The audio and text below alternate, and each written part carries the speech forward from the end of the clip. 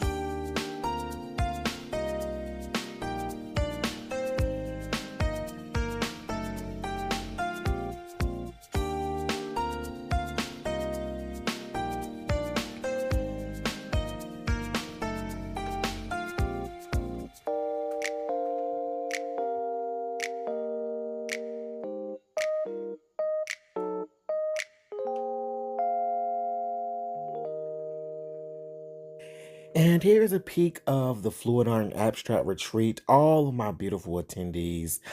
And this year I'm going to do a little video so you can see more behind the scenes, but here's just a little sneak peek. So y'all, look, Linda's bloom. It is on fire, literally. And she's got cells all throughout. She's admiring her work. I'm amazed. She's amazed. I got the lighter for you. But yes, we had an amazing, oh my gosh, such an amazing time. If you just look at the picture, you can see that so many friendships were made at this retreat, and a lot of therapy actually took place at this retreat. And so I'm just over the moon. I am still in a euphoric trance of just emotion from this weekend. And so I'm so appreciative. And I think that this warrants a video, and I'm going to be talking about some changes to my retreats for next year. I'm going to be switching some things up, and get your coins ready, friends, because we will be back in 2026, if not before. And so I just can't stop talking about it. I just really had an amazing time. And there were only 5 artists from North Carolina. So we had 9 states represented at the Fluid Art and Abstract Retreat. And I just want to encourage anybody that you can do anything that you want to do. I am a small business owner. I was able to secure a global sponsor, a global company, Royal Arts Amsterdam, Royal Talent, excuse me, Amsterdam sponsored a portion of this event, as well as the Fluid Art Co. I'm very appreciative.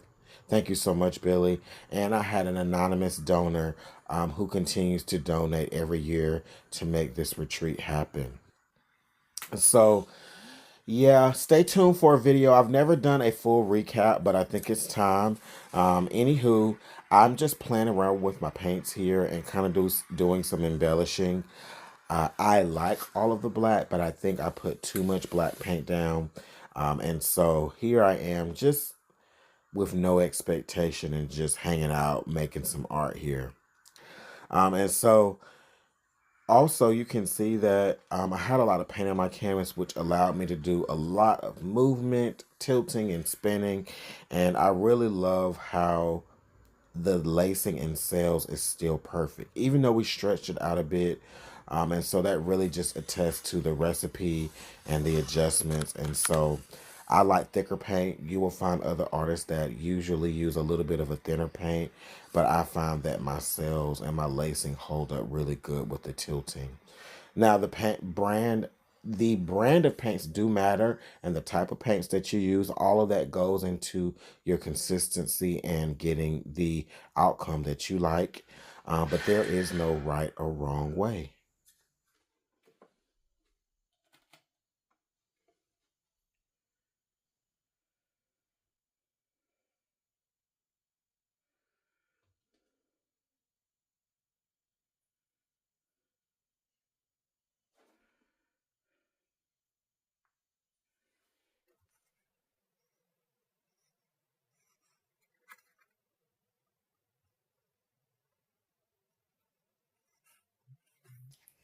And now that we've gotten through a really busy period, I am going to have some new art up on my website in just about a week or so. So look out for that. If you've been following me for the last couple months, you know I've been on this little dot thing. And so this is like my signature touch in a lot of my pieces, adding the dots. So here are a couple of dots for you. And just delicate. I just used some leftover paint and let the palette knife do all the work. Just look at this lacing and cells and just how beautiful it is. We didn't lose any clarity in any of our cells throughout this whole piece. For my cell and lacing lovers, this is right up your alley. I do love negative space, and there is not much of that. But that is definitely my favorite corner with the white. As always, friends, remember, do everything with love. Treat your friends, your family, and even your enemies with love. I will see you in the next video very soon. Peace.